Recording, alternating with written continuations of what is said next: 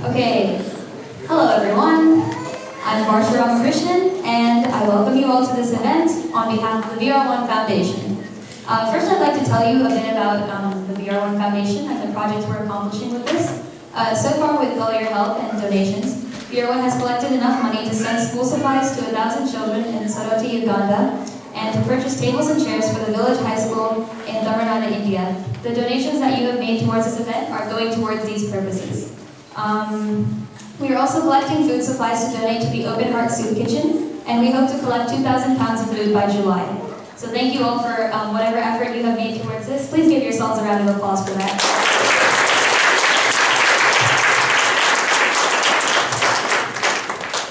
Okay, next I'd like to introduce our two guests of honor here.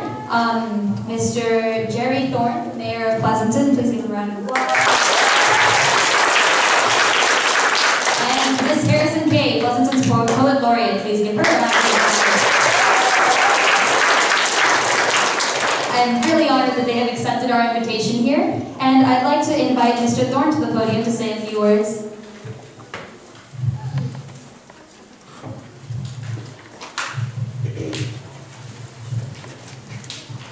Well, thank you very much for inviting me to be here today. I'm sure as most everyone in this room knows already, the importance of the written word is becoming a really hot topic all around the world. Reading and writing are so critical to success, particularly in business, which is the world I came from before I became mayor of the city of Pleasanton. But you know what? I read some shocking statistics. Did you know that there are 32 million people in the United States who cannot read? Would you believe that that's 14% of the total population of this country? That's a disgrace. A horrible disgrace. You guys are going to change that, right? You know what's even worse than that? Is it hasn't improved in the last 10 years. I can't remember the statistics, so I won't quote it, but I was really surprised when I first read how many of those 14% had high school diplomas. That's remarkable.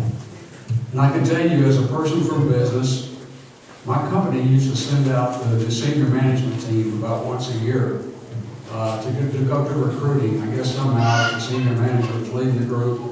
And supposedly had some better results, I don't know.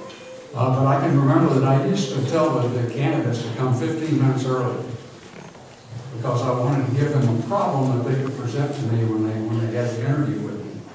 And I didn't care if they solved it or not. What I wanted them to do was to write down the thought process that they used to solve the problem. And I had some really weird problems with them. And I used to recruit at Rice University. It's a pretty well-known school back in Texas. I guess my accent, they thought that I went to the old UT, the University of Texas, and I went to the real UT, the University of Tennessee. But anyway, and guess what? I'll tell you what one of the problems was. I gave these guys a 50-pound block of metal. And I told them that they had to verify that was a 50-pound block of metal. But the only thing they had to do it with was a 25-pound weight. So I wanted them to describe for me how they would go through the process, the thought process, of verifying the weight of that piece of metal.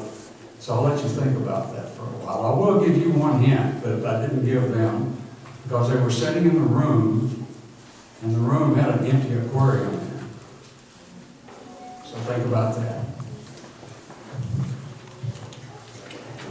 But we as a nation and as a community, we must respond to this literacy issue and this challenge so that every American can possess the knowledge and skills necessary to compete in the global world, the global economy, and to actually exercise the very rights of citizenship, which is very difficult to do if you can't read. This event and the VRI Foundation are dedicated to that goal.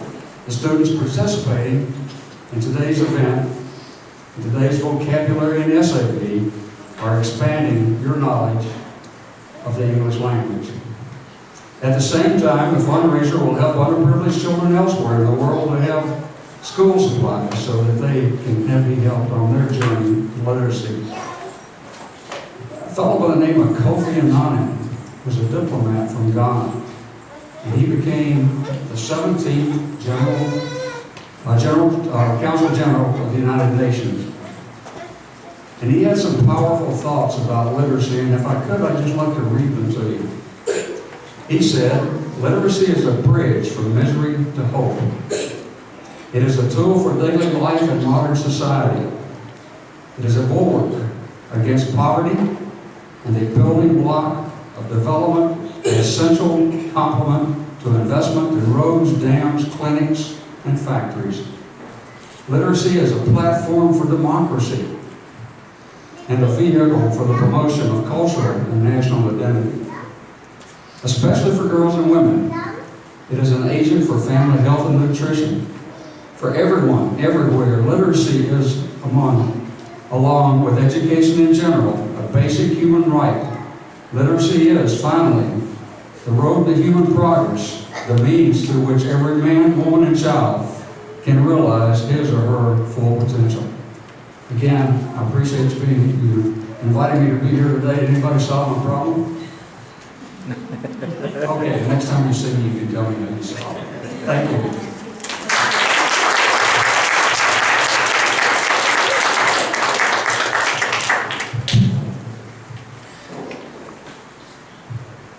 Okay, thank you so much, Mr. Thorne, for your speech and your presence here. We'd actually like to ask you to present the awards to the Vocabulary Bee winners, which we will be announcing right now.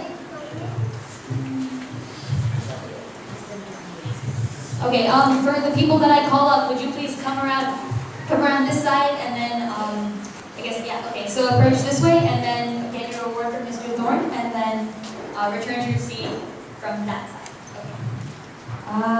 Okay, we'll start with level 1, first and second grades. For 5th place, Pranesh Raghu, please come up.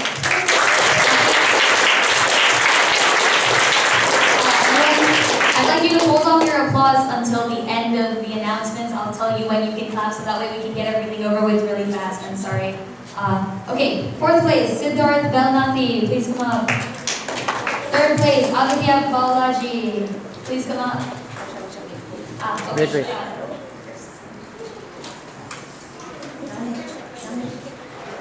3rd place, Aditya Balaji. 2nd place, Manasvi Pula. Please do not applaud. Thank you. Sorry. And 1st place, Krishi Jalari. Now you can applaud.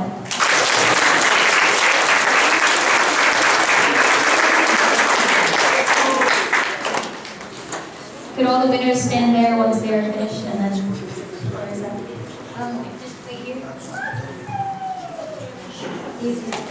And the parents want to take photos.